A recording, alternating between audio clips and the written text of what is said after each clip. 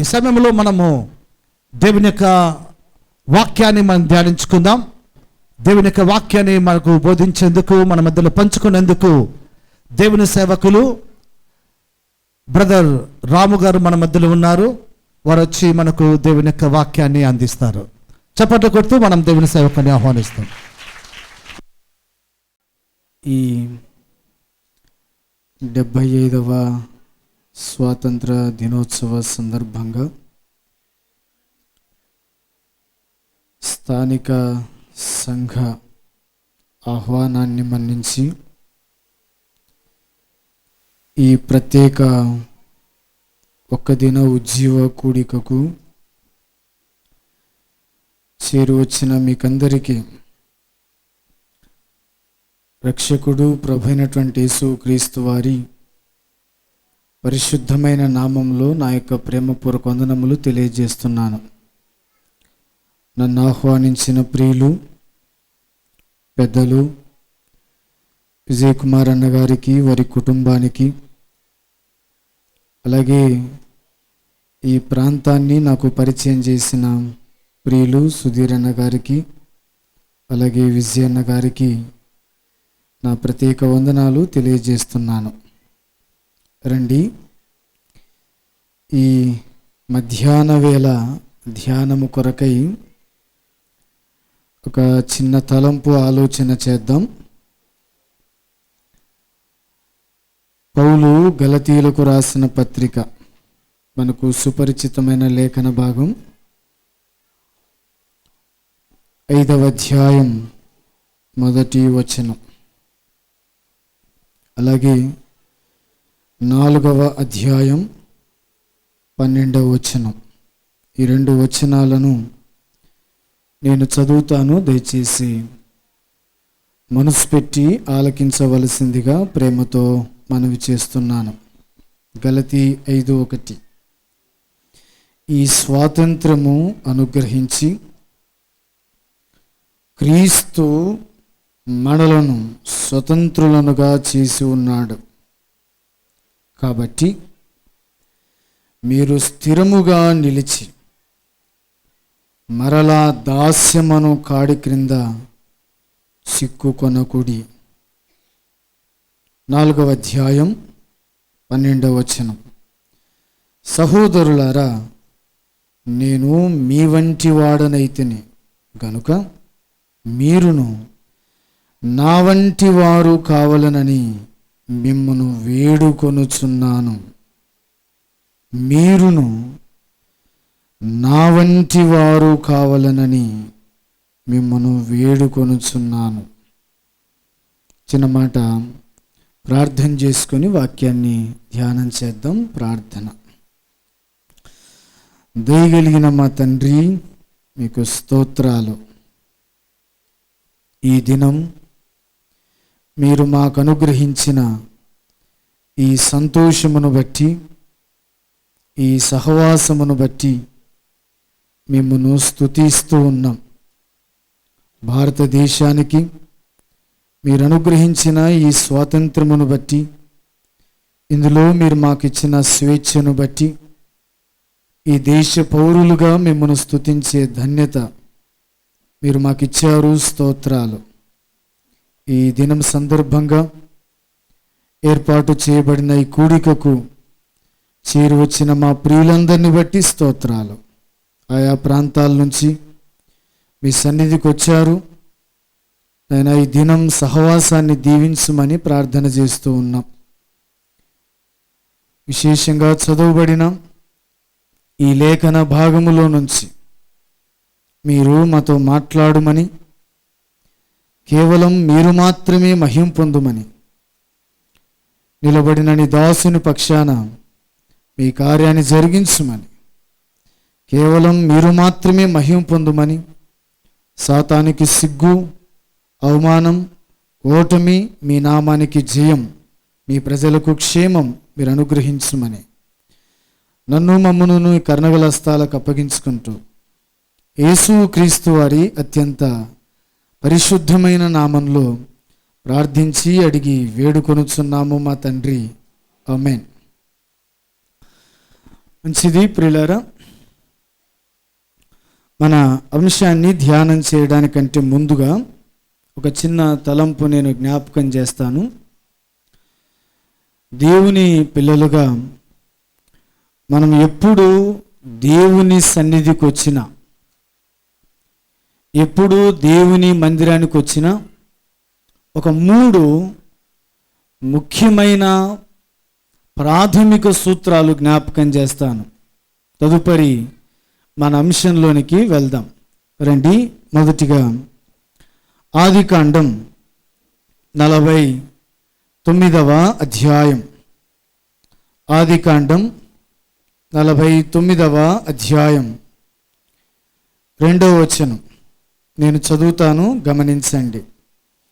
యాకోబు కుమారులారా, కూడి వచ్చి ఆలకించుడి, మీ తండ్రి అయిన ఇశ్రాయేలు మాట వినుడి.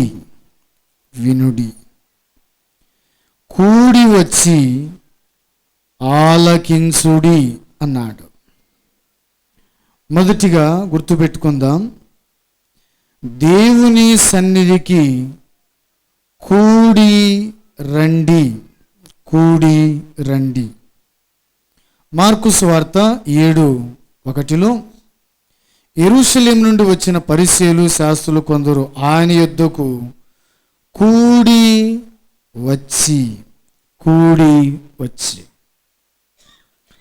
ఒకటి, యాకోబు తన అవసాన కాలమందు తన కుమారులను ఆహ్వానించినాడు. యాకోబు కుమారులారా, మీరు కూడి రండి, అంత్యదినములలో సంభవింపబో సంగతులను నేను మీకు తెలియజేస్తాను అని చెప్పినాడు. ఆ మాట వినగానే రూబేను మొదలుకొని బెన్యామీను వరకు, జ్యేష్ఠుడు మొదలుకొని కనిష్ఠుడు వరకు అందరూ హాజరైనారు. ఈ మాటను గుర్తుంచుకుందాం. దేవుని మందిరములో ఏ మీటింగ్ అయినా, అది ప్రత్యేక మీటింగే కావచ్చు, ఆరాధనే కావచ్చు, ప్రార్థనే కావచ్చు, వాక్య ధ్యానమే కావచ్చు, రండి, కూడి రండి, కలిసి రండి. విశేషంగా నీ వచ్చే క్రమంలో ఆయన సన్నిధికి సమయానికి రమ్మని ప్రేమతో మనవి చేస్తున్నాను. ఆత్మీయంగా ఇన్ని ఎరిగిన మనం, భౌతికంగా ఇన్ని విషయాలు తెలుసుకుంటున్న మనం అన్నిటికీ సమయానికి వెళ్తాం కాదా? ఉద్యోగాలకి సమయానికి వెళ్తాం, కూలి చేసుకోవడానికి సమయానికి వెళ్తాం, ఓ పనికి సమయానికి వెళ్తాం, మేస్త్రి పనికి సమయానికి వెళ్తాం, అన్నిటికీ వెళ్తాం, అన్నిటికీ సమయం ఉంది. కానీ విచారం ఏంటో చెప్పనా? అన్నిటికీ సమయానికి హాజరయ్యే మనం దేవుని మందిరానికి ఆలస్యంగా రావటం విచారం. మీరు కూడి రండి. కొన్నిసార్లు భార్య వస్తే భర్త రాదు, భర్త వస్తే భార్య రాదు, వీళ్ళిద్దరు వస్తే పిల్లలు రారు. అది సంఘక్రమం కాదు. మీరు కూడి రండి, కలిసి రండి, కలిసి రండి. రూబేన్ అనొచ్చు, డాడీ నేను ఇంట్లో అందరికంటే పెద్దవాడిని కదా, నాకు చాలా బాధ్యతలు ఉన్నాయి, నేను కూడా రావాలా? రావాల్సిందే. షిమ్యోను లేవీయులు, మేము రావాలా డాడీ? మీరు కూడా రావాల్సిందే. వీరందరూ ఒక ఎత్తు, డాడీ నేను చిన్నోడిని, బెన్యామీను కనిష్ఠుని, నేను కూడా రావాలా? నువ్వు కూడా రావాల్సిందే. వీరందరి మాటల్లో పక్కన పెడితే, నేను ఐగుప్తు దేశానికి చక్రవర్తిని కదా డాడీ, నేను కూడా రావాలా? నువ్వు కూడా రావాల్సిందే. నీవు ఎవరివైనా సరే దేవుని సన్నిధిలోనికి కూడి రండి. విశేషంగా మోషే ఫరోను అడిగినాడు, మేము మా దేవునికి ఉత్సవం చేయటానికి, పండగ చేయటానికి, బలర్పించడానికి 3 దినాల ప్రయాణం మేము వెళ్ళాలి, మీరు పర్మిషన్ ఇస్తే మేము వెళ్తామంటే ఫరో అంటాడు, అయ్యా పురుషులైన మీరు మాత్రం వెళ్ళండి, స్త్రీలు పిల్లలు పశువులు ఉంటారులే అంటే ఒప్పుకున్నాడా? ఒప్పుకోలే. పురుషులు స్త్రీలు వెళ్ళండి, ఇదిగో మీ పిల్లల్ని పశువులను పెట్టండి అన్నాడు. ఒప్పుకోలే. పురుషులు స్త్రీలు పిల్లలు వెళ్ళండి, పశువులను పెట్టండి. ఫరోకు బాగా తెలుసు పశువులు ఉన్నాయంటే మళ్ళీ నీకు వస్తారు లేని. ఇక ఆఖరిగా మోషే అన్న మాట ఏంటంటే, నువ్వు ఎన్నన్నా చెప్పు రాజా, ఒక డెక్క అయినా విడవబడదు, మేమందరం వెళ్ళాలి, మేమందరం వెళ్ళాలి. ఒకటి కూడి రండి, ఆయన సన్నిధికి కలిసి రండి, ఆయన సన్నిధికి సమయానికి రండి, అది మనకు దీవెన, ఆశీర్వాదం అని బైబిల్ చెప్తుంది. వారందరూ వచ్చారు. భవిష్యత్తులో ఒక్కొక్కరికి సంభవింపబో సంగతులను యాకోబు వివరిస్తూ వచ్చాడు. రూబేనుకు చెప్పిన విషయాలు రూబేనుకే, షిమ్యోను విషయాలు షిమ్యోనుకే, గాదు విషయాలు గాదుకే, యోసేపు విషయాలు యోసేపుకే. నేను ఇలా చెప్తాను, దేవుడికి ఏ మాట ఎవరికి ఇవ్వాలనుకున్నాడో అది ఇస్తాడు. అయితే గుర్తించండి, నీవు సమయానికి రావటం అవసరం. నంబర్ 1, ఒకటవది కూడి రండి. ఇక రెండవది చూద్దామా త్వరగా. లూకాసు వార్త 10వ అధ్యాయం 39వ వచనం, 10:39. ఆమెకు మరియా అను సహోదరి ఉండెను. ఈమె యేసు పాదముల యొద్ద కూర్చుండి ఆయన బోధ వినుచుండెను. రెండవది కూర్చుండి, ఒకటవది కూడి రండి, రెండవది కూర్చుండి. కూర్చుండి. దేవుని సన్నిధిలో ఈ అలవాటు ఉండాలి. ఆయన సన్నిధిని మరియా యేసు పాదముల యొద్ద కూర్చుండి, ఎంత మంచి మాట అండి. ఆయన పాదాల దగ్గర కూర్చుండి. ఇంకో భక్తుని కూడా జ్ఞాపకం చేస్తాను. దినవృత్తాంతాలు మొదటి గ్రంథం 15వ అధ్యాయం 16వ వచనం, 17, 16. రాజైన దావీదు వచ్చి యెహోవా సన్నిధిని కూర్చుండి ఇలాగూ మనవి చేసెను. ఎవరండి ఆయన? రాజు.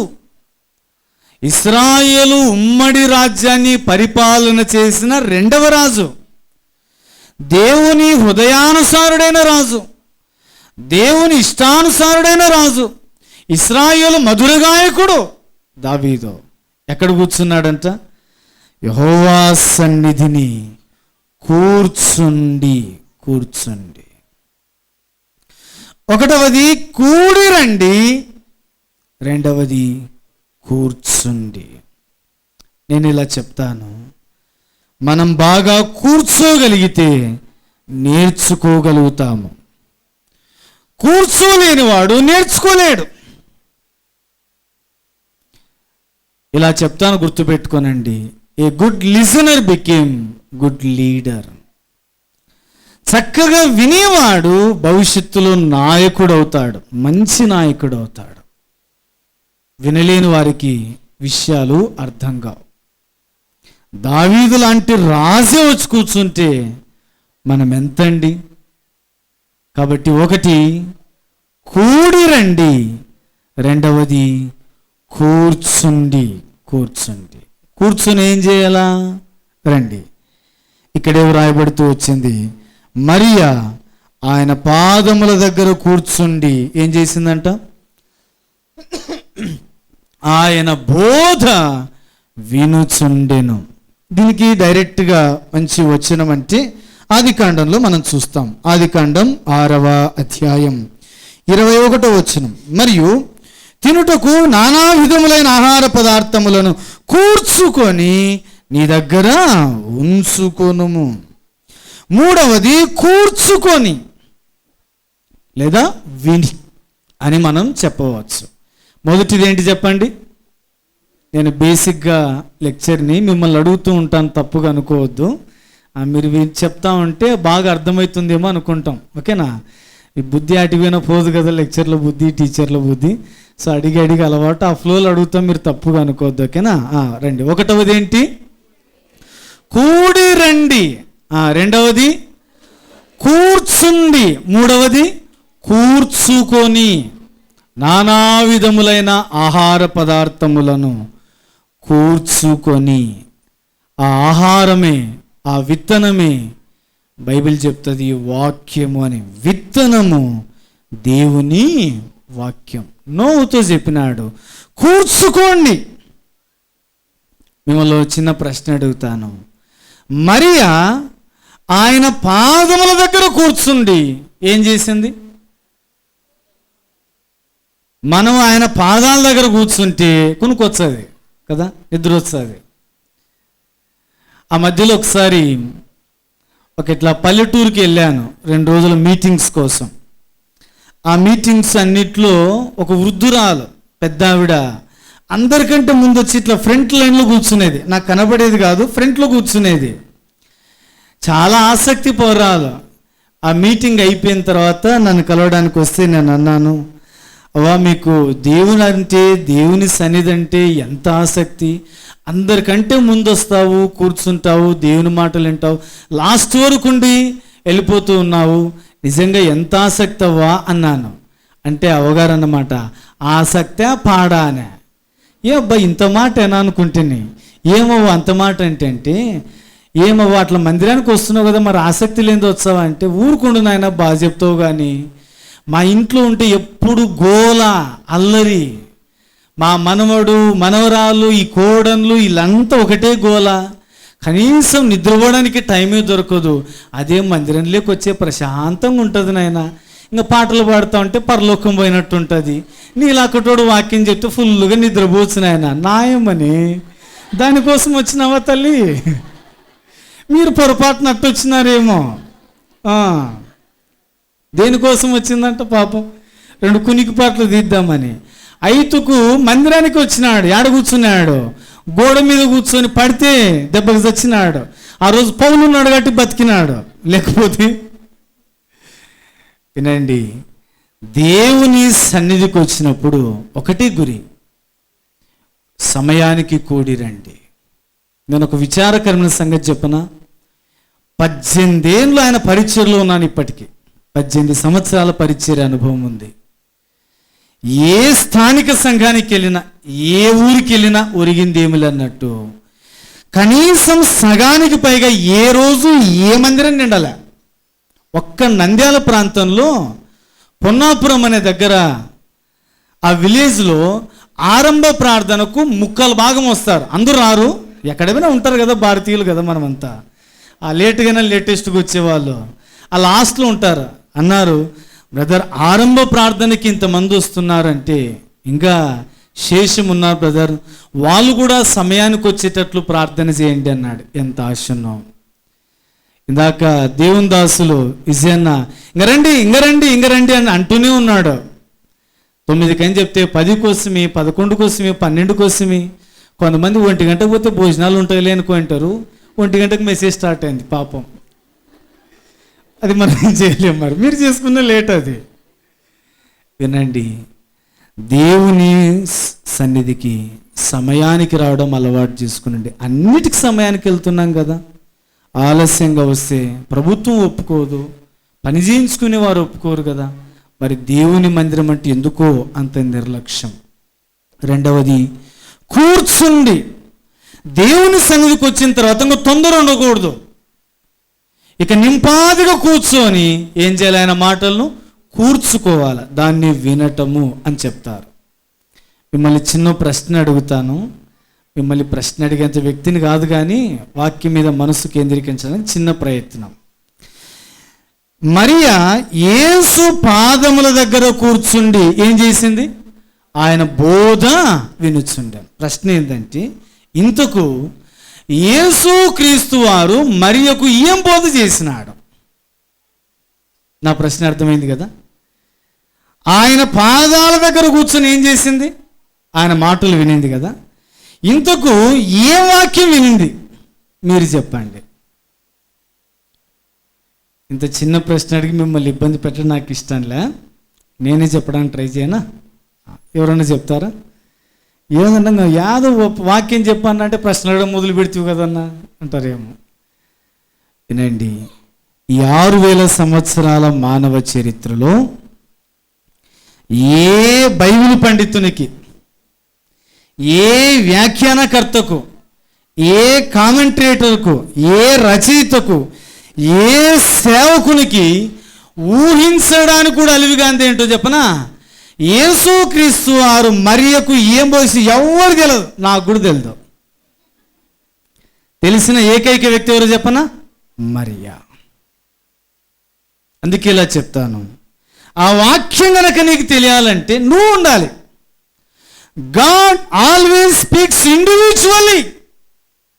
దేవుడు ఎప్పుడు కూడా వ్యక్తిగతంగా మాట్లాడతాడు. మరియకు మాత్రమే తెలుసు, ఎవరికి తెలియదు, ఊహించడానికి కూడా తీరు కాదు అది. అంతగా దేవుడు మాట్లాడేవాడు, మన దేవుని పేరే మాట్లాడేవాడు. మరి ఈ దినం ఈ ప్రత్యేక ఉజ్జీవ కూడిక సందర్భంగా ఆయన మాటలు వినిపించబడుతూ ఉండగా, బహుశా ఈ 2 వర్తమానాల్లో అందరికీ అన్ని మాటలు పనికి రాకపోవచ్చు గాక, అయితే నేను ఖచ్చితంగా నమ్మేది ఏంటంటే ఒక్కరికి ఒక్క మాటనే పనికి వస్తుంది. I strongly believe that is the power of word of God. అది దేవుని వాక్యానికి ఉన్న శక్తి. మరి ఈ ఉదయకాలం మధ్యాహ్న వేళ కొంతసేపు మనకు ఇవ్వబడిన సమయంలో 2 విషయాలు మనం ఆలోచన చేద్దాం. ఒకటి, గలతీ పత్రికలోనికి వద్దామా? రండి. గలతీ పత్రిక 5వ అధ్యాయం 1వ వచనం. గలతీ 5:1. ఎవరైనా ఒక చదవండి. ఈ స్వాతంత్రము అనుగ్రహించి క్రీస్తు మనలను స్వతంత్రులుగా చేసి ఉన్నాడు. కాబట్టి మీరు స్థిరముగా నిలిచి మరలా దాస్యమను కాడ కింద చిక్కుకొనకూడి. ఆ మాటను గమనించండి. ఈ స్వాతంత్రము మీకు అనుగ్రహించి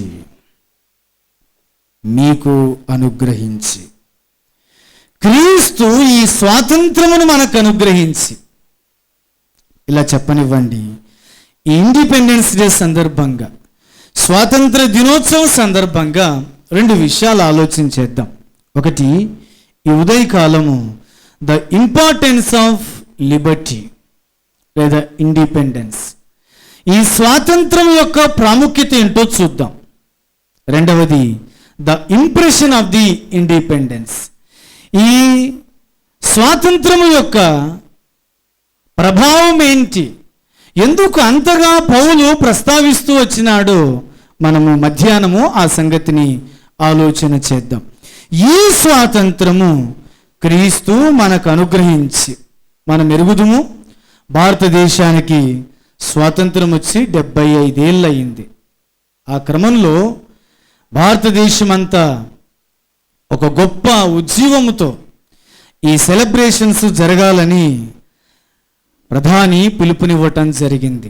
ఆ క్రమంలో ఒక విశ్వాసి జీవితంలో డైరెక్ట్గా మన అంశంలోనికి వెళ్దాం.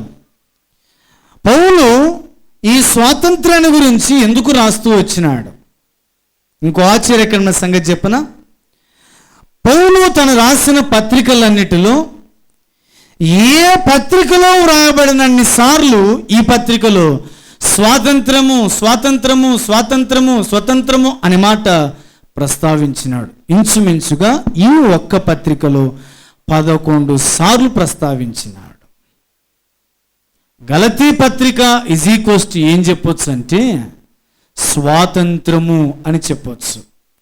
ఈ గలతీ పత్రికలో 3 ముఖ్యమైన మాటలు మాటికి కనిపిస్తాయి.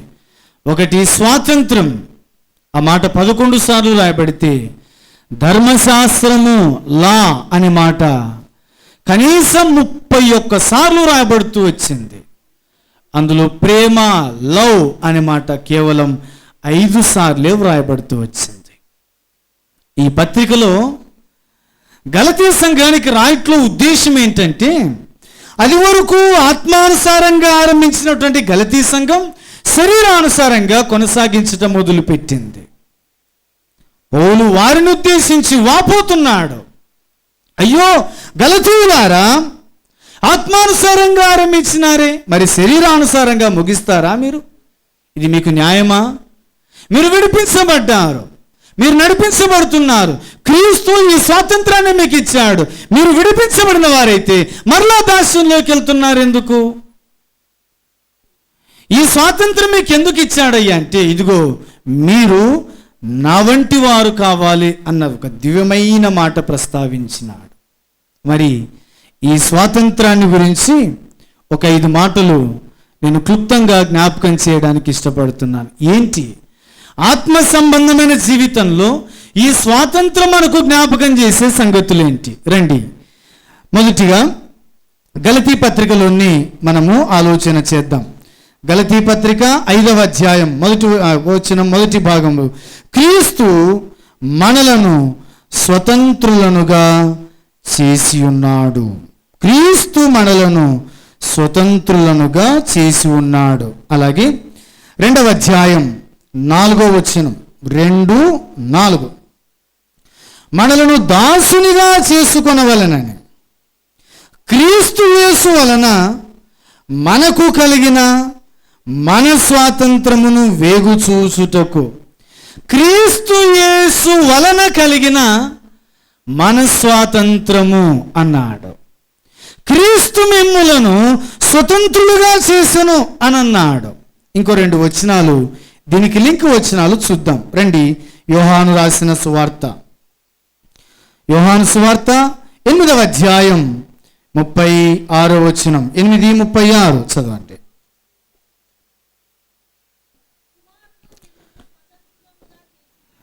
కుమారుడు మిమ్ములను స్వతంత్రులుగా చేసిన ఎడల, చాలండి, కుమారుడు మిమ్మును స్వతంత్రులుగా చేసిన ఎడల. 3 వచనాలు, క్రీస్తు మిమ్మును స్వతంత్రులుగా చేసి ఉన్నాడు. 2వది, క్రీస్తు యేసు వలన మనం స్వతంత్రులుగా చేయబడ్డాము. 3వది, కుమారుడు మనల్ని స్వతంత్రులుగా చేసి ఉన్నాడు. 4వ వచనం 8వ అధ్యాయం, అదే యోహాను సువార్త 36వ వచనం చూద్దామా? 8:36, మన్నించండి, 8వ అధ్యాయం 36వ వచనం, 32 కాదు, 36. కుమారుడు మిమ్మల్ని స్వతంత్రులుగా చేసిన ఎడల నిజముగా స్వతంత్రులై ఉందురు. కింది భాగంలో అంటాడు, సత్యము మిమ్ములను స్వతంత్రులనుగా చేసి. 32, అప్పుడు సత్యము మిమ్మును స్వతంత్రులనుగా చేయు. ఏంటి సత్యం? ఆయనే చెప్పినాడు, నేనే మార్గం, నేనే సత్యం. ఈ వచనాల సారాంశం ఏంటంటే, క్రీస్తు యేసు వలన, క్రీస్తు వలన, కుమారుని ద్వారా, సత్యం వలన మనం స్వతంత్రులుగా చేయబడ్డ. Number 1, Christ is our independence. క్రీస్తే మన స్వాతంత్రము. క్రీస్తు మనలను విడిపించెను, క్రీస్తు మనలను విమోచించినాడు. అందుకే కొరింథీయులకు రాసిన పత్రిక 1:31లో క్రీస్తు జ్ఞానమును, నీతియు, పరిశుద్ధతయు, విమోచనమును ఆయను అని వాక్యంలో వ్రాయబడింది. క్రీస్తే మన విమోచన, క్రీస్తే మన స్వాతంత్రం. మరి మనం ఎక్కడున్నాము? మనకెందుకు స్వాతంత్రం అవసరమైంది? మనం ఎరిగినట్టుగా ఈ 75వ సంవత్సరం జరుపుకోవడానికి కారణం ఏంటంటే, చదువుకున్న పిల్లలందరూ తెలుసు, చదువురాని వారికి సైతం, ఒకప్పుడు బానిసత్వంలో ఉన్నాం, బ్రిటిష్ వారి పరిపాలనలో మనం ఉన్నాము, దాని నుంచి విడుదల కలిగించినారు అనే అభిప్రాయం. అంతే కదండి? మరి మనం ఎక్కడున్నాము? రండి, మత్తయి సువార్త 21వ అధ్యాయం 2వ వచనం, 21:2, మీ ఎదుటనున్న గ్రామమునకు వెళ్ళుడి, వెళ్ళగానే కట్టబడి ఉన్న ఒక గాడిదయు దానితో ఉన్న ఒక గాడిద పిల్ల మీకు కనబడును, వాటిని విప్పి నా యొద్దకు తోలుకొని రండి. కారణం ఏంటంటే ఇది బంధించబడింది. ఈ గాడిద బంధించబడిన పరిస్థితిలో ఉండిపోయింది.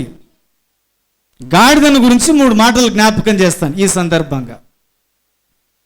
ఆదికాండం 22:5 ప్రకారం అబ్రహాం ఇలా అంటాడు, అయ్యా నేను ఈ చిన్నవాడు మోరియా పర్వతానికి వెళ్ళి దేవునికి మ్రొక్కి మీ దగ్గరకు వస్తాం, మీరు ఈ గాడిద ఇక్కడే ఉండండి అని చెప్పినాడు. అంటే గాడిద పరిశుద్ధ స్థలాన్ని సమీపించడానికి వీలు లేదు, మోరియా పర్వతం మీదకి ఎక్కడానికి వీలు లేదు, పరిశుద్ధ స్థలంలో వసించడానికి యోగ్యత లేదు. ఇది మొదటి కారణం. రెండవది, నిర్గమాకాండం 13వ అధ్యాయం 13వ వచనంలో ఏ జంతువు తొలి పిల్లనైనా బలిగా అర్పించవచ్చు, ఒక్క గాడిద పిల్ల తప్ప. గాడిద తొలిచూలు పిల్లను అర్పించకుండగా దానికి మారుగా గొర్రె పిల్లను వధించటం జరుగుతుంది. ఇలా చెప్తాను, గాడిదకు మారుగా గొర్రె పిల్లను అర్పించాలి, లేకపోతే గాడిద మెడ విరగదీయాలని బైబిల్ చెప్తుంది. అంటే ఏ జంతువుని అర్పించవచ్చేమో, కానీ గాడిదను అర్పించడానికి వీల్లేదు. ఇది పరిశుద్ధ స్థలాన్ని సమీపించడానికి లేదు. రెండవది, ఇది అర్పణకు కూడా నోచుకోలేదు. ఇక మూడవది, ఈ సందర్భంలో ఇది ఊరి బయట ఉన్నది, ఊరి బయట ఉంది, అది కూడా బంధించబడి ఉంది. కట్టబడి ఉన్న ఒక గాడిదను మీరు చూస్తారు, బంధించబడిన ఒక గాడిదను మీరు చూస్తారు, దానితో పాటు దాని పిల్ల కూడా ఉంటుంది. మీరు వెళ్ళండి అని శిష్యులను పంపినాడు. వారు వెళ్ళగానే, గ్రామంలోనికి వెళ్ళగానే కట్టబడి ఉన్న ఒక గాడిద వారికి కనిపించింది. ఇది ఈ గాడిద పరిస్థితి. దీని పరిస్థితి మన పరిస్థితి కూడాను, ఏ భేదం లేదు. ఇంకా మనం కూడా పరిశుద్ధ స్థలాన్ని సమీపించలేని వారం, కారణం పాపులం. మనం కూడా మన అర్పణ ఏమాత్రం కోరబడదు. మనం కూడా బంధించబడిన పరిస్థితుల్లో ఉన్నవారమే. ఈ భూమి మీద ఎవరిని ఏ జంతువుతో పోల్చినా ఒప్పుకుంటారు. ఎవరినైనా ఇట్టు అన్నా అనుకో, రే నువ్వు సింహన్ రా అన్నావు అనుకో, ఇట్టు అనుకుంటా, బా నేను సింహన్ రా అని అనుకుంటాడు, అవునా? ఒరే నువ్వు పులిరా అన్నావు అనుకో, బా నేను పులిరా అనుకుంటాడు. ఒరే నువ్వు ఏనుగురా, నేను ఏనుగు లాంటి అనుకుంటాడు. ఎవడన్నా రే నువ్వు గాడిదిరా అంటే ఒప్పుకుంటారా? ఏరా నన్ను గాడిదేంటివి అంటారు. ఎవరినన్నా తిట్టాల్సి వచ్చి దేంతో పోల్చుకుంటారు? రే గాడిద అంటారు, అవునా కాదా చెప్పండి? అంటే లాస్ట్కి తిట్టడానికి వాడుకునే జంతువే అది గాడిద. ఈ గాడిద ఇప్పుడు బంధించబడి ఉంది. ఇదే కోణంలో ప్రతి మానవుడు కూడా బంధించబడ్డాడు. కీర్తనల గ్రంథం 68వ కీర్తన, సామ్ 68. కీర్తనల గ్రంథం 68వ కీర్తన 6వ చరణం. దేవుడు ఏకాంగులను 68:6 ఏకాంగులను సంసారులుగా చేయవాడు, ఆయన బంధింపబడిన వారిని విడిపించి వారిని వర్ధిల్లజేయవాడు. చాలండి, ఆయన విడిపించేవాడు. మానవుడు బంధించబడ్డాడు, అపవాది మానవుణ్ణి బంధించేసినాడు, ఒక్కొక్కరిని ఒక్క పాపానికి అప్పగించేసినాడు. దేవుని వాక్యంలో రాబడింది, పాపం చేయవాడు పాపమునకు దాసుడు అని బైబిల్ చెప్తుంది. రోమాపత్రిక 7వ అధ్యాయం 24వ వచనంలో, మునుపు మీరు పాపమునకు దాసులై ఉంటుంది, ఇప్పుడైతే నీతికి దాసులై ఉన్నారని చెప్తుంది. ఈ మధ్యాహ్న వేళ ఈ నా మాటలు వింటున్నా నా ప్రియ సహోదరుడ సహోదరి, ఈ ఇండిపెండెన్స్ డే సందర్భంగా బహుశా సేవకుని ద్వారా ఆహ్వానించబడ్డావేమో, సేవకురాల ద్వారా ఆహ్వానించబడ్డావేమో, బంధువుల ద్వారా ఆహ్వానించబడ్డావేమో, ప్రకటన ద్వారా దేవుని సన్నిధికి ఇచ్చేసినావేమో. అయితే ఈ మధ్యాహ్నం నువ్వు గుర్తించాల్సిన విషయం ఏంటంటే, నీవు ఏ పాపానికి బందీ అయిపోయినావు, ఏ శాపగ్రస్తమైన జీవితానికి బందీ అయిపోయినావు. అందుకే దేవుని వాక్యంలో రాబడింది రోమాపత్రిక 7:24, అయ్యో నేనెంత దౌర్భాగ్యుడును, ఎట్టి మరణమునకు లోనగు శరీరము నుండి నన్నెవరు విడిపించును? హూ కెన్ డెలివర్ మీ? నన్నెవరు విడిపిస్తాడు? అలాగే మానవుడు బందీ అయిపోయినాడు, త్రాగుబోతానికి బందీ అయిపోయినాడు, జూదానికి బందీ అయిపోయినాడు, మట్కాకు బందీ అయిపోయినాడు, ఆన్లైన్ గేమ్స్కి బందీ అయిపోయినాడు, పోర్నోగ్రఫీకి బందీ అయిపోయినాడు, వ్యభిచారానికి బందీ అయిపోయినాడు, జాగ్రత్తానికి బందీ అయిపోయినాడు, నిద్రపోతానికి బందీ అయిపోయినాడు, తిరుగుబోతానికి బందీ అయిపోయినాడు. ఇలా బందీ అయిపోయిన మానవుని విడిపించడానికి, శాపగ్రస్తమైన జీవితంలో ఉన్న మానవుని విడిపించడానికి దేవుడు మానవుడిగా ఈ లోకానికి అరుదించినారు. ఈ భారతదేశానికి స్వాతంత్రం తీసుకురావడానికి అనేకులు రక్తతర్పణం చేయడం వాస్తవమైతే, ఈ బందీ అయిపోయిన నిన్ను నన్ను విడిపించటానికి, శాపగ్రస్తమైన మానవుని విడిపించడానికి పాపం వైపు పరుగులెడుతూ నిత్య నరకాగ్ని గుండంలో కళ్ళు తెరిచి ఈ మానవుని ప్రేమించి, నిన్ను ప్రేమించి, నన్ను ప్రేమించి దేవుడే మానవుడికి లోకానికి అరుదించినాడు. ఆయన మన నిమిత్తం బంధించబడ్డాడు, ఆయన 3 మేకుల మధ్యలో బంధించబడ్డాడు, ఆయన కొట్టబడ్డాడు, ఇవ్వబడ్డాడు, ఆయన తన్నబడ్డాడు. యేసుని ఇష్టం వచ్చినట్టు చేసినారు. కారణం ఏంటో చెప్పనా? నిన్ను విడిపించటానికి, నన్ను విడిపించడానికి, మనల్ని విడిపించడానికి, ఆయన బంధించబడిన వారిని విడిపించడానికి, ఇదిగో చెరలో ఉన్న వారిని విడిపించడానికి నిన్ను ప్రేమించిన నీ దేవుడు బందీ అయిపోయినాడు.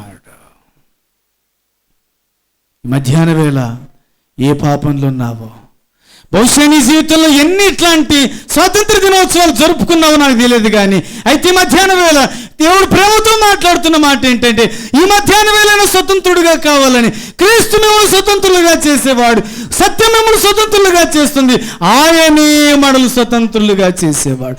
Christ is our independence. ఇంకా బంధించబడిన పరిస్థితుల్లోనే ఉంటావా? ఎంతకాలం? ప్రేమామయుడైన దేవుడు నిన్ను విడిపించటానికి ఆయన బలైపోయినాడు. ఆయన చేతుల్లో మేకులు, కాళ్ళల్లో మేకులు, డొక్కులు, బలిపోటు, వీపంతా కొరడా దెబ్బలు. దేనికోసం నిన్ను పిలిచాడు నువ్వు అర్థం చేసుకున్నావు ఎప్పుడైనా? ఈ ఉద్యోగుడికి ఉద్దేశం ఏంటంటే, నీవు స్వతంత్రుడిగా చేయబడ్డావా? ఇంకా పాపంలోనే ఉన్నావా? పాపానికి అలవాటు పడ్డావా? పాపం మానలేకున్నావా? విడిచిపెట్టాలని ప్రయత్నం చేస్తూ విసిగిపోయినావేమో, నీ వల్ల కావట్లేదేమో. నిన్ను పాపం నుంచి విడిపించగలిగే ఏకైక వ్యక్తి భూమి మీద యేసుక్రీస్తు వారు. ఏ దానికి నువ్వు అడిక్ట్ అయిపోయినా కానీ నిన్ను విడిపించి స్వతంత్రుడిగా నిలబెట్టగలిగిన సమర్థుడు యేసుక్రీస్తు వారు. కాబట్టి చెప్పదలుచుకున్న మాట ఏంటంటే, క్రీస్తు మిమ్ములను స్వతంత్రులుగా చేసి, సత్యం మిమ్మల్ని స్వతంత్రులుగా చేసి. Number 1, Christ is hour Liberty. క్రీస్తే మన స్వాతంత్ర్యం. ఈ స్వాతంత్రంలోనికి వస్తావా? ఇంకా బందీగానే ఉండిపోతావు. నిర్ణయం నీదే. కాబట్టి వాటి నుంచి విడుదల పొందాలని ప్రేమతో మనవి చేస్తున్నాను. కొద్దిమంది విశ్వాసులు విడిపించబడినట్టుగా ఉంటారు, అవకాశం దొరికినప్పుడల్లా పాపానికి అలవాటు పడి ఉంటారు. ఇది నిజమైన స్వాతంత్రం కాదు. ఆయన మిమ్మల్ని నిజముగా స్వతంత్రులుగా చేస్తే నిజంగా కుమారుడవుతావు. నీవు కుమారుడవైతే నిజముగా నీవు స్వతంత్రుడవే, దాసుడవు కాదని బైబిల్ చెప్తుంది. విడిపించబడిన నీవు దేనికి బానిసైనావు? దేనికి అలవాటు పడిపోయినావు? ఈ స్వాతంత్రాన్ని ఎందుకు శారీరక క్రియలకు హేతువు చేసుకున్నావు? విచారకరమైన సంగతి. ఆ మధ్యలో ఒకసారి తెలంగాణ ప్రాంతంలో పరిచర్య కోసం ఆహ్వానించబడ్డాను. చాలా సంవత్సరాల వరకు సభలు నిర్వహించినప్పుడు వాక్య సహాయం చేశాను. అందులో బ్రదర్ పిలిచి, బ్రదర్ ఈ 3 రోజుల మీటింగ్లో ఆఖరిగా బాప్తీసాలు ఉన్నాయి, వీళ్ళు కొంతమందికి బాప్తీసం ఇవ్వండి అని చెప్పినారు. అంటే నేను అన్నాను, బ్రదర్ ఎవరైనా సేవకులు ఉంటారు, పెద్దవాళ్ళు ఉంటారు, వాళ్ళు తిప్పండి, వాళ్ళతో బాప్తీసాలు ఇప్పింది బాగుంటుందంటే, లేదు బ్రదర్ వాళ్ళు మిమ్మల్ని కోరుకుంటున్నారు, రమణనే ఇలా అంటే, కాదు నన్ను నా మీద పన్నారు ఎందుకన్నా అంటే, ఏమో మరి ప్రజలను అడుగు అన్నారు. లేదులేండి వాళ్ళు ఇస్తారు, పెద్ద ఆయన విక్టర్ డేవిడ్ అని ఉన్నాడు ఇస్తారులేంటే ఒప్పుకోలే వాళ్ళు. సరే అని వాళ్ళు బలవంతం చేయగా బాప్తీసాలు ఇచ్చారు. సో బాప్తీసం ఇచ్చేటప్పుడు ఏ సేవకుడైనా చేసే పని ఏంటంటే ఇలా అడుగుతాడు, మారు మనసు పొందినావా అని అడుగుతారు, అవునా? పాపాన్ని విడిచిపెట్టినావా అని అడుగుతారు. సో కొత్త జీవితం ఆరంభించినావా అని అడుగుతావు. అన్నీ అన్న తర్వాత ఏ సేవకుడైనా కామన్గా ఒక మాట అంటాడు, నేను చెప్పనా, నీవిచ్చిన సాక్ష్యాన్ని బట్టి అని నేను ఎత్తినేచ్చాడు. బాప్తీసం ఇచ్చిన దానికి నాకు నీకేం సంబంధం లేదు, నీకు నీ సాక్ష్యానికే సంబంధం అని మా నెత్తిని లేకుండా చేసుకుంటాం. సేవకులు ఎప్పుడైనా సేఫ్ బాగా గుర్తుపెట్టుకోనండి. అందుకే నువ్వు ఇచ్చిన సాక్ష్యాన్ని బట్టి అని చెప్పేసి బాప్తీసం ఇచ్చేస్తారు. ఆ క్రమంలో నేను బాప్తీసం ఇస్తూ 10 మందికి బాప్తీసం ఇచ్చిన. కొంతమంది యవనస్తులు అంటున్నారు. లాస్ట్లో 2 వృద్ధులు ఉన్నారు, అవ్వ తాత ఇద్దరు. ముందుగా అవ్వ వచ్చింది, బాప్తీసం తీసుకుపోయింది, వెళ్ళిపోయింది. ఇంకా లాస్ట్ తాత, అది మంచి చలికాలం, ఇంకా బాప్తీసాలు తీసుకున్నారు. లోపలికి దిగాను. ఏం తాత యేసుప్రభుని నమ్ముకున్నావా అన్నాను. నమ్ముకున్నా మనవాడా అన్నాడు. పాపాన్ని విడిచిపెట్టినావా తాత? విడిచిపెట్టినా నాయన అన్నాడు. మరి యేసుప్రభు కోసం జీవించాలని ఆశ కలిగిందా? కలిగింది నాయన అన్నాడు. మరి పరలోకం వెళ్తాను నాయన అన్నాడు. అయితే నువ్వు ఇచ్చిన సాక్ష్యాన్ని బట్టి తండ్రి కుమార పరిశుద్ధాత్మనామములో బాప్తీసం ఇస్తానని ముంచి తేలిపి ప్రార్థన చేశాం. ఆమెననేసరికి మా ఇద్దరి మధ్యలో అగ్గిపెట్టి బిడికట్ట తేలాడుతుంది. కథగాల నీళ్ళలో ఉండేది మా ఇద్దరమే, ఉంటే నా దగ్గరనే ఉండాలా, లేకపోతే తాత దగ్గర. ఏం తాత ఇంత పని చేసినావంటే, అట్టగాదు మనవాడా, బాప్తీసం తీసుకున్నాక చలి పెడుతుంది కదా, ఓ దమ్మెచ్చి వేడి పుడుతుందని. కర్మగాల ఎట్టెట్నా అగ్గిపెట్టి బిడికట్టు వచ్చాయి, సీసాలు వచ్చిన దిక్కులే అని అన్నాను. తాత ఇప్పుడు వద్దులే బాప్తీసం అంటే, ఇంకేంది నాయన అయిపోయిన తర్వాత ఇంకేం బాప్తీసం, ఇంత పని చేయొచ్చు కదా తాత, అంటే అడ్డంగా నన్ను ఫోటోలో కూడా ఇరికిచ్చు కదా తాత అంటే, ఏం కాదులే నైనా. అప్పుడు ఆ సేవకునితో మళ్ళీ మాట్లాడి, మళ్ళీ నాకు కౌన్సిలింగ్ ఇవ్వండి, మళ్ళీ బాప్తీస్తానికి సిద్ధపరచండి అని చెప్పాల్సి వచ్చింది. ప్రభువుని నమ్ముకోవాలన్న ఆశ కలుగుతుంది, కానీ పాపం మానడానికి ఇష్టంలే. ఇదిగో చిన్నవి బీడీలు, సిగరెట్లు, త్రాగుబోతనం, సినిమాలు, సీరియళ్ళు, ఇవి బానిసవైపోయి నేను స్వతంత్రుడిని చెప్పుకుంటూ వచ్చేదేమీ లేదు. కాబట్టి క్రైస్ట్ ఈజ్ అవర్ ఇండిపెండెన్స్, క్రీస్తే మన స్వాతంత్రం. ఇది మొదటిది. రెండవది చూద్దామా? రండి. గలతీ పత్రిక 5వ అధ్యాయం, గలతీ పత్రిక 5వ అధ్యాయం 13వ వచనం, 5:13 చదవండి.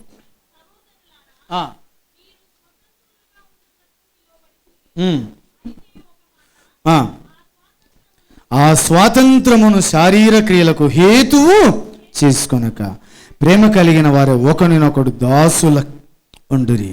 మొదటి భాగం చూడండి. సహోదరులారా, మీరు స్వతంత్రులుగా ఉండుటకు పిలువబడి call for independence. Number 1, Christ is our independence, క్రీస్తే మన స్వాతంత్రము. రెండవది, ఆ స్వాతంత్రము కొరకు మనం పిలువబడ్డాం. దేవుడు దేనికోసం మనల్ని పిలిచినాడంటే, మిమ్మల్ని స్వతంత్రులుగా ఉండుటకు పిలిచినాడు. అయితే ఒక మాట అని చెప్పు, ఆ స్వాతంత్రాన్ని శారీరక క్రియలకు హేతువు చేసుకొనక, ఈ శరీరానుసారంగా వాడుకోవడానికి ప్రయత్నం చేయొద్దండి అని చెప్పినాడు.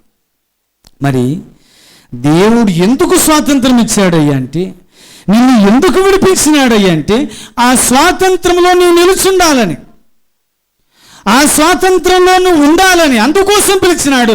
స్వతంత్రులుగా ఉండుటకు పిలిచినాడు. కాల్. ఒకటవది క్రైస్ట్, రెండవది కాల్. ఒకటి క్రీస్తు, రెండవది పిలుపు. దేవుడు మనల్ని స్వతంత్రులుగా చేయటానికి పిలిచినాడు. అమ్మా, నీకు మతం మార్చడానికి ఆయన పిలిచలా, నీకేదో కల్పించాలని ఆయన పిలిచలా. నేను పిలిచిన ఉద్దేశం ఏంటో చెప్పనా? నువ్వు స్వతంత్రుడిగా ఉండాలని. ఇంకో మాట జ్ఞాపకం చేస్తాను, రండి. కొరింథీయులకు పౌలు రాసిన పత్రిక, మొదటి పత్రిక 1వ అధ్యాయం 9వ వచనం, 1:9. మన ప్రభువైన యేసు క్రీస్తును తన కుమారుని సహవాసమునకు పిలిచిన దేవుడు నమ్మదగిన వాడు. ఎందుకోసం పిలిచినాడంటే, ఆయనతో సహవాసం చేయాలని పిలిచినాడు. నిన్నెందుకు స్వతంత్రుడిగా చేసినాడంటే, నిన్ను ఎందుకు పాపం నుంచి విడిపించినాడంటే, ఎందుకు పరిశుద్ధుడిగా పిలిచినాడంటే, నువ్వు ఆయనతో సహవాసం చేయాలని. ఆయనతో సహవాసం, తన కుమారుని సహవాసమునకు పిలిచిన దేవుడు నమ్మదగిన వాడు. ఈ దేవుడు ఎంత నమ్మదగిన వాడు! దేవుని వాక్యంలో రాయబడింది, విలాపవాక్యముల గ్రంథం 3వ అధ్యాయం 23వ వచనంలో ఇలా వ్రాయబడుతూ వచ్చింది, నువ్వు ఎంతైనా నమ్మదగిన దేవుడు. రెండవది, స్వతంత్రులుగా ఉండుటకు ఆయన మనల్ని పిలిచాడు. క్రీస్తే మన స్వాతంత్రం. రెండవది, ఆ క్రీస్తు మనల్ని స్వతంత్రులుగా ఉండటానికి పిలిచినాడు. ఆ స్వాతంత్రాన్ని దుర్వినియోగం చేసుకోవద్దని ప్రేమతో మనవి చేస్తున్నాను. ఎందుకు పిలిచినాడయ్యా? 3 మాటలు ఇక్కడ జ్ఞాపకం చేస్తాను. ఒకటవది, తనతో సహవాసానికి పిలిచినాడు. పాపాన్ని బట్టి ఆదామవ్వలు దేవుని నుంచి దూరమైపోయినారు, ఏదెన్ నుంచి వెళ్ళగొట్టబడ్డారు. దూరమైపోయిన మానవుణ్ణి తిరిగి సమీపస్తులుగా చేసుకోవడానికి దేవుడే మానవుడిగా ఈ లోకానికి అరుదించినాడు, తనతో సహవాసములో ఉండాలని. మీకు ఒక మాట గుర్తు చేయనా? ఈ దేవుడు నువ్వు లేకపోతే ఉండలేడు.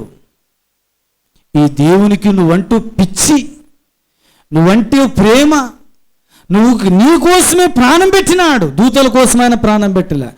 ఇంతగా వ్యతిరేకించి ఈ మానవునితో ఉండాలని కోరుకుంటున్నాడండి. ఎంత నమ్మదగిన దేవుడు అండి ఈ దేవుడు. తన కుమారుని సహవాసానికి మనలను పిలిచినాడు. అయితే ఇంకొక మాట జ్ఞాపకం చేస్తూ, ఎందుకు పిలిచినాడు? పౌలు కొరింథీయులకు రాసిన 3వ పత్రిక 7వ అధ్యాయం 15వ వచనం, 7-15. అయితే అవిశ్వాసి అయిన వాడు ఎడబాయవచ్చును, అట్టి సందర్భంలో సహోదరికి నిర్బంధం లేదు, సమాధానముగా ఉండుటకు దేవుడు మనల్ని పిలిచినాడు. 1, స్వతంత్రులుగా ఉండుటకు పిలిచినాడు. 2, సహవాసానికి పిలిచినాడు. 3, మనము సమాధానంగా ఉండాలని పిలిచినాడు. మరి నిజంగా ఈ సమాధానం ఉందా? కుటుంబాల్లో, సంఘములో, వ్యక్తిగత జీవితంలో దేవుడు నిన్ను స్వతంత్రుడిగా చేయటం ఉద్దేశం ఏంటంటే, ఒకప్పుడు అసమాధానంలో ఉన్నాం, ఇప్పుడు సమాధానానికి పిలిచినాడు. ఆయన సమాధానాన్ని కలిగించే దేవుడని వాక్యం చెప్తుంది. తన పిల్లలు సమాధానంగా ఉండాలని దేవుడు కోరుతున్నాడు. విచారం ఏంటో చెప్పనా? దేవుని పిల్లల మధ్యనే సమాధానం కొరవవుతుంది. దేవుని ప్రజలు, దేవుణ్ణి ఎరిగిన కుటుంబాల్లోనే ఈ పెద్ద సమరాలు అయిపోయినాయి, సమాధానం కరువైపోతున్న దినాలు. అందుకోసమే దేవుని వాక్యంలో దేవుని గురించి రాయబడింది. రోమాపత్రిక 15వ అధ్యాయంలో సమాధానకర్తయగు దేవుడు మీకు తోడై ఉండునుగాక అన్నాడు. ఆయన పేరు, ఆయన ఆశ్చర్యకరుడు, ఆలోచనకర్త, నిత్యుడగు తండ్రి, బలవంతుడైన దేవుడు. ఆయన సమాధానకర్త, ప్రిన్స్ ఆఫ్ పీస్. మరి చెప్పండి, ఈ సమాధానం రాజ్యమేలుతుందా? కుటుంబాల్లో, సంఘాల్లో ఈ సమాధానం రాజ్యమేలుతుందా? ఏ కుటుంబానికి వెళ్ళినా, సంఘానికి వెళ్ళినా సమస్యలు తప్పనించే సమాధానం కరువవుతున్న దినాలు. ఆయన మనలను సమాధానంగా ఉండాలని పిలిచినాడు. మరి సమాధానంగా ఉండాలంటే ఏం చేయాలి చెప్పనా? నెమ్మదిగా ఉండాలంటే ఏం చేయాలా? యెషయా గ్రంథం 26వ అధ్యాయం 3వ వచనంలో, ఎవని మనస్సు అయితే నా మీద ఆనుకొనునో వాని పూర్ణ శాంతి గలవానిగా చేస్తాను. ఎవని మనస్సు అయితే నా మీద ఆనుకుంటుందో వాళ్ళని ఏం చేస్తాడంట? పూర్ణ శాంతి, పర్ఫెక్ట్ పీస్. పీసులు అంటే మళ్ళీ తినే పీసులు కాదు ఇవి, మీటింగ్ అయిన తర్వాత అవి. ఈ పీస్ ఏంటి? సమాధానం అనేటువంటి పీస్. నీ జీవితంలో నిజంగా నెమ్మది ఉండాలంటే గుర్తుపెట్టుకో, లోకంలో ఎన్నో పోరాటాలు ఉన్నాయి కదా, ఎన్నో సమస్యలు ఉన్నాయి. మానవుడు గందరగోళంలో బతికిపోతున్నాడు. అంతరంగంలో నెమ్మది లేదు, సంఘములో నెమ్మది లేదు, కుటుంబంలో నెమ్మది లేదు. నెమ్మది లేని వ్యక్తి నెమ్మది పొందాలంటే ఇదిగో క్రీస్తును అనుకుంటే కాదు, ఆయన ఆనుకొనండి, ఆయన దగ్గరకు రండి. యోహాను గురించి వ్రాయబడింది, క్రీస్తు రొమ్మున ఆనుకొని ఉన్నవాడంట. యేసు రొమ్మున ఆనుకొని ఉన్న యోహాను. ఆయన ఆనుకుంటే, ఆయనతో హత్తుకుంటే నీ జీవితానికి నెమ్మది దొరుకుతుంది, నీ జీవితానికి సమాధానం దొరుకుతుంది. కాబట్టి ఇక్కడ ఒక మాట జ్ఞాపకం చేస్తాను. సమాధానం, నెమ్మది, శాంతి అనేటువంటిది ఎక్కడ దొరకదండి, దేవునిలోనే. ఆ మధ్యలో కరోనా తాండవమాడుతున్న దినాలు, ప్రపంచం చిగురుటాకువలే వణికిపోతున్న దినాలు, అమెరికాలో ఒక దృశ్యాన్ని పేపర్లో వేశారు. ఆ దృశ్యం చదివినప్పుడు ఒళ్ళు గగురుపాటుకొచ్చింది. ఆ కరోనా పీక్ స్టేజ్కి వెళ్తున్న దినాల్లో ఒక సిస్టర్ డెలివరీ అయింది. ఓ బిడ్డకు జన్మనిచ్చింది. బిడ్డ నెలల పసికందు. అనుకోకుండా ఈమె కోవిడ్ అటాక్ అయింది. ఈమెను హాస్పిటల్ అడ్మిట్ చేశారు. బిడ్డను ఇంటి దగ్గర పెట్టారు. ఎట్లా ఉంటుంది చెప్పండి ఆ ఎడబాటు. ఒక్కసారిగా బిడ్డ ముఖం చూసుకుంది అంతే. ఇంకా బిడ్డ ఇంట్లో ఉన్నాడు, తల్లి చూస్తే హాస్పిటల్లో ఉండిపోయింది. దినాలు గడుస్తూ ఉన్నాయి.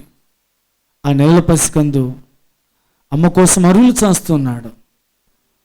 ఈమెకు వ్యాధి పై చేస్తూ వచ్చింది. డాక్టర్ గారితో మాట్లాడుతూ వచ్చింది. ఏమయ్యా నా పరిస్థితి అంటే, అమ్మా నీ పరిస్థితి రోజు రోజుకి విషమిస్తుందని చెప్పారు. ఒకసారి నా బిడ్డను చూస్తానయ్యా, నా బిడ్డను చూస్తాను అంటే, లేదమ్మా వద్దు, నా మాటిను, ఇక నీ పరిస్థితి బాగోలేదు, ఆ పసికందు పరిస్థితి మరి దారుణమైపోతుంది, నా మాటినని చెప్పారు. వారించారు. ఇంకొన్ని రోజులు గడిచింది. తల్లి పేగులు తరుక్కుపోయినాయి. తన బిడ్డను ఎలా అయినా చూడాలనుకుంది. డాక్టర్స్ అడిగింది, ఏంటయ్యా నేనైతే డిశ్చార్జ్ అయ్యే పరిస్థితులు లేను, ఏంటి నా పరిస్థితి ఖచ్చితంగా నాకు చెప్పండి అంటే, డాక్టర్ చెప్పారు, అమ్మా నువ్వు ఎట్టి పరిస్థితులు బ్రతికే ఛాన్సే లేదు, నువ్వు ఎట్లా చనిపోతావు, అయితే ఇంక దినాలు గంటలు లెక్క పెట్టుకోవాల్సిందే అన్నారు. డాక్టర్ గారు ఒక చిన్న మనవి, నా మనవి ఆలకించండి అని చెప్పారు. ఏమ్మా చెప్పండి అంటే, నేను ఎలా చనిపోతాను కదా, ఒకసారి నా బిడ్డను నాకు చూపించండి, నా బిడ్డను చూసి నేను చనిపోతానని చెప్పింది. మరి చూడ్డానికి లేదమ్మా, బిడ్డ హాస్పిటల్కి వస్తే ఇమీడియట్గా ఈ పరిస్థితుల్లో కోవిడ్ అటాక్ అవుతుందంటే, ఎట్లా అయినా తీసుకురండి సార్, నా బిడ్డను చూసేస్తానని వారి బంధువులకు ఇంటిమేషన్ ఇచ్చారు. బిడ్డను తీసుకొని వచ్చారు. ఒకవైపు ఐసీయూలో తల్లి ఉంది. తల్లి అడిగిందంట, ఎట్లా చచ్చిపోతావు కదా సార్, ఇదిగో బిడ్డను దగ్గర తీసుకురారంటే, వద్దమ్మా అని ఆ గ్లాసులోంచి చూపించారు. బిడ్డ పోరు పెట్టుకుంది, బిగ్గరగా ఏడుస్తుంది, కేకలు ఏడుస్తుంది. తల్లి గుండెలు తరుక్కుపోతున్నాయి. ఏం చేయాలో అర్థం కాని పరిస్థితి. ఎవరెత్తుకున్నా పోరు మానట్లేదు, ఏడుపు మానట్లేదు. ఈ అయోమైన పరిస్థితుల్లో తల్లి హృదయం ద్రవీకరించిపోతుంది. డాక్టర్స్ అడిగారంట. డాక్టర్స్ని ఇలా అడిగింది, అయ్యా ఎలా చనిపోతాను కదా, మీరు కనుక చిన్న అనుమతి ఇస్తే నాకు పీపీ కిట్స్ వేసేసేయండి, ఎట్లా చనిపోతాను, ఒకసారిగా నా బిడ్డ నా చేతులకు ఇస్తే నా గుండెలు హత్తుకుంటాను, నా గుండెలు హత్తుకొని నేను ప్రాణం వదులుతాను. నా బిడ్డ ఈ పోరుతో, ఈ ఏడ్పుతో, ఆ బిడ్డ ఆ శోకముతో, ఆక్రందనతో నేను ఈ లోకాన్ని విడిచిపెట్టలేకపోతున్నాను, నాకు సాయం చేయరా అన్నారు. డాక్టర్స్ అనుమతించినారు. దేహం నిండగా పీపీ కిట్స్ వేసేశారు. బిడ్డ లోపల తీసుకొచ్చారు. బిడ్డ కూడా దేహం అంతా కప్పేశారు. లోపల తీసుకొచ్చారు. లోపల తీసుకురాగానే ఒకసారిగా 2 చేతులు చాచింది. బిడ్డను తీసుకుంది, గుండెలకు హత్తుకోయింది. అంతగా పోరు పెట్టి ఏడుస్తున్నటువంటి బిడ్డ ఒక్కసారిగా తల్లి స్పర్శ తగలగానే నెమ్మదైపోయినాడు. ఒక్కసారిగా ఇదే క్రమంలో తల్లి ప్రాణాలు కోల్పోయింది. ఆ మాట చదివినప్పుడు నాకు అనిపించింది సంగతి ఏంటో చెప్పనా, ఇంత పోరులో ఉన్న వ్యక్తి, ఇంత ఆక్రందన చేస్తున్న చంటి బిడ్డ, ఆర్తనాదాలు చేస్తున్న బిడ్డ, తండ్రి ఎత్తుకున్న, అత్తెత్తుకున్న, మామెత్తుకున్న, తోబుట్టులు ఎత్తుకున్న, నాన్నమెత్తుకున్న, ఎవరెత్తుకున్న నోరు మోయిన ఈ వ్యక్తి ఒక్కసారిగా తల్లి చేతులు పడేసరికి ఎంత నెమ్మది. అప్పుడు అనిపించింది, దేవుడు సృష్టించిన ఒక తల్లి ఎత్తుకుంటేనే అంత నెమ్మది దొరికితే, దేవుని మీదనే అనుకుంటే, దేవుణ్ణి హత్తుకుంటే, దేవుని గుండెల మీద అనుకుంటే ఎంత నెమ్మది, ఎంత సమాధానం. ఎవని మనస్సు నా మీద ఆనుకొనునో వారిని పూర్ణ శాంతి గలవానిగా చేస్తానన్నాడు. నీ బాధల్లో, నీ పోరాటంలో, నీ సమస్యల్లో, నీ ఈతి బాధల్లో నీకు తోడుగా ఉండి, నీ వెన్ను తట్టి, నిన్ను ప్రోత్సహించి, నిన్ను బలపరిచేటువంటి బలవంతుడైన దేవుడు ఆయన పేరు యేసుక్రీస్తు. ఆయన మిమ్మును స్వతంత్రులుగా ఉండుటకు పిలిచినాడు. ఎందుకు పిలిచాడమ్మా? ఇది ఒకటి, సహవాసానికి పిలిచినాడు. 2, సమాధానంగా ఉండటానికి పిలిచినాడు. 3, ఇదిగో స్వతంత్రులుగా ఉండటానికి పిలిచినాడు. ఇంకా ఆఖరి మాట చూసి ప్రార్థన చేద్దామా? 1వది, క్రైస్ట్ ఈజ్ అవర్ ఇండిపెండెన్స్. క్రీస్తే మన స్వాతంత్రం. 2వది, కాల్ ఫర్ ద ఇండిపెండెన్స్, స్వాతంత్రము కొరకైన పిలుపు. ఇక 3వ మాట చూసి ప్రార్థన చేద్దాం. రండి, పౌలు కొరింథీయులకు రాసిన మొదటి పత్రిక 6వ అధ్యాయం 12వ వచనం. 6:12 అన్నిటి యందు నాకు స్వాతంత్రము కలదు గాని అన్నీ చేయదగినవి కాదు. అన్నిటి యందు నాకు స్వాతంత్రము కలదు కానీ దేని చేతను నేను లోబరుచు కొనబడనొల్లను. ఇది 10వ అధ్యాయం 23వ వచనం. అదే మాట మనకు కనిపిస్తుంది. 10:23. అన్ని విషయంలో నాకు స్వాతంత్రము కలదు కానీ అన్నీ చేయదగినవి కాదు. అన్నిటి యందు నాకు స్వాతంత్రము కలదు కానీ అన్నీ క్షేమాభివృద్ధి కలుగచేయవు. Number 3, conditions in independence. స్వాతంత్రములో ఉన్న షరతులు. నాకు స్వాతంత్రం ఉంది, దేవుడు మనల్ని స్వతంత్రులుగా చేసినాడు. అయితే ఈ స్వాతంత్రాన్ని బట్టి అన్ని చేయటానికి మనకు వీలు లేదు. అమ్మా, మనం ఇష్టానుసారంగా జీవించడానికి వీలు లేదు. మనం ఇష్టం వచ్చినట్టు బ్రతకడానికి మన హక్కు లేదు. కారణం ఏంటంటే మన దేహము దేవుడు విలువ పెట్టుకున్నాడని ఇదే భాగంలో వ్రాయబడుతూ వచ్చింది. మీ దేహములు దేవుడు విలువ పెట్టుకున్నాడు, అందుకోసమే మీ దేహములతో దేవుని మహిమపరచండి అని చెప్పినాడు. 3వది, కండిషన్. ఒక షరతు చెప్పినాడు. ఈ స్వాతంత్రానికి కొన్ని షరతులు ఉన్నాయి. నేను స్వతంత్రుడిగా చేసినాడే. పాపంలో ఉండగా, బానిసత్వంలో ఉండగా, త్రాగుబోతనంలో ఉండగా, ఇష్టానుసారంగా ఉండగా, ఎవరు నిన్ను బాగు చేయని పరిస్థితుల్లో ఉండగా దేవుడు నిన్ను బాగు చేసినాడు. దేవుడు నిన్ను స్వతంత్రుడిగా చేసినాడు. స్వతంత్రుడిగా ఉండటానికి పిలిచినాడు. పిలిచిన నీవు ఈ కండిషన్స్కు లోబడుతున్నావా? కొన్నిసార్లు మనం చేస్తున్న పనులు సేవకుడు హెచ్చరిస్తే ఇట్లా అంటారు, మా ఇష్టం అండి అనే వాళ్ళు లేకపోలేదు. ఈ దేహం మీద మనకు హక్కు లేదండి. కారణం ఏంటంటే ఈ దేహాన్ని ఆయన విలువ పెట్టుకున్నాడు. ఆయన సత్యవాక్యములు మనల్ని కొన్నాడు. ఆయన కన్నవాడు మన మీద సర్వ హక్కులు ఆయనకున్నాయి. ఈ స్వాతంత్ర సందర్భంగా దేవుడు కొన్ని షరతులు పెట్టినాడు. నాకు అన్నిటి యందు స్వాతంత్రం ఉంది, అయితే అన్నీ చేయదగినవి కావు. దేవుడు కొన్నిసార్లు షరతులు ఇచ్చినాడు. 6 షరతులకు లోబడండి. ఆదామవ్వలు దేవుడు షరతు ఇచ్చినాడు, ఈ ఏదెన్లో ఉన్న ఫలవృక్షములన్నిటినీ మీరు నిరభ్యంతరంగా తినవచ్చు, అయితే మంచి చెట్టుల తెలివిన వృక్ష ఫలాన్ని తినకూడదు. ఏదైతే వద్దన్నాడో అదే ఆ ఫలము చూపునకు రమ్యమైంది, అది అందముగా మనోహరంగా కనిపించింది. అవ్వ తినింది, ఆదాము కూడా ఇచ్చింది. బైబిల్లో రాయబడింది, అతడు కూడా తినెను అని వ్రాయబడింది. యాక్చువల్గా ఆదాము తినిండేవాడు కాదు. సిస్టర్స్, నన్ను వేరుగా భావించమాకండి. అతడు కూడా తినెను అంటే ఈయన వచ్చేలోపే అవ్వ తినేసి ఉంటుంది. అవ్వమ్మ తినేసి ఇట్లా చెప్పింటుంది భర్త, ఏమండి అస్సలు నేను కొత్త సంగతి కనుక్కున్నానండి అన్నానంట. ఏం కనుక్కున్నావు అబ్బా నాకు తెలియకుండా? ఏనంటే, లేదండి ఈ తోటలో మంచి చెడ్డలు తెలియచ్చు వృక్షఫలం ఉందండి, అది ఎంత అందంగా ఉందండి, అది ఎంత బాగుందండి, అది ఎంత టేస్ట్ ఉందండి, అది ఎంత బాగుంది. కాదే, అది తినొద్దని దేవుడు చెప్పినాడు కదా, దేవుడు మస్తు చెప్తాడు అని చెప్పడానికి ఉంటాడు. మనం అన్ని చేస్తామా? చెయ్యం అని ఆమె తినింది. తిన్న తర్వాత ఆమె కళ్ళు తెరవబడ్డాయి. ఈలోగా ఆదాము వచ్చేసినాడు. ఈమె తింటుండగానే అవ్వ వచ్చింది. ఏమి ఇంత పని చేసినావంటే, లేదు భలే ఉందని చెప్పింది. కాదు తినకూడదే శాపమే అని చెప్తే, లేదు నువ్వు కూడా తినండి. ఆ సగం తినేది కాస్త ఆదాముకి ఇవ్వడం మొదలుపెట్టింది. కాదబ్బా అట్లా తినకూడదని దేవుడు, అయినా మేము తినేది మీరెట్ట తింటారులే అనేసరికి ఆదాము అనుకుంటాడు, అతడు కూడా తినను, మనకు కూడా ఈ కూడికి వచ్చింది, లేకపోతే ఇంత తిప్పలు ఉండేదే కాదు. ఆ స్వాతంత్రం ఏమైంది చెప్పండి? దుర్వినియోగం చెందింది. దేవుడు ఎప్పుడు కూడా బలవంతం చేయడు, ఫోర్స్ చేయడు.